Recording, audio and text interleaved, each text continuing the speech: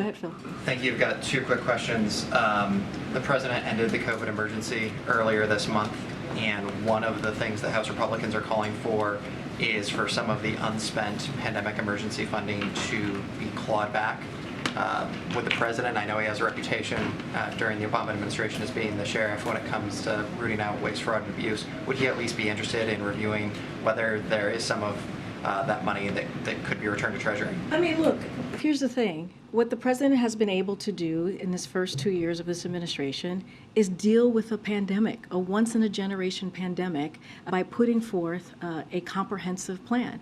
You think about the American Rescue Plan, what it was able to do, no Republican voted for that. And so we use that money to actually be in a different place than we are today. COVID is not over, but we are in a different place. And so it is bizarre after the progress that we have seen for Republicans to be asking this. But the president, when he came in, nothing was being done. He made sure that the economy came back in a way that that we haven't seen in some time by making sure we created more than 12 million jobs. He made sure that people had shots in arms. He made sure that we were to come out of this pandemic. Again, COVID is not over, but we are certainly in a different place than we have been before because of what the president has done and the action that he took. And so to claw back money after having the successes that we have seen because of this president's action, it just doesn't make sense to me. I got to keep going. Go ahead. Go ahead.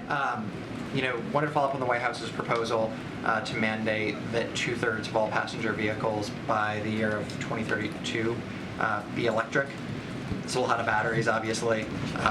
So does the administration have a concrete plan to ensure that those raw materials for these new EVs, either through federal support or some type of motivation for the private sector, that those EVs don't end up coming from China and we don't become dependent on a foreign power that might not be friendly to us? So here's what I can say. Every step that the president has taken is to build more here in America. That's every step that he's taken.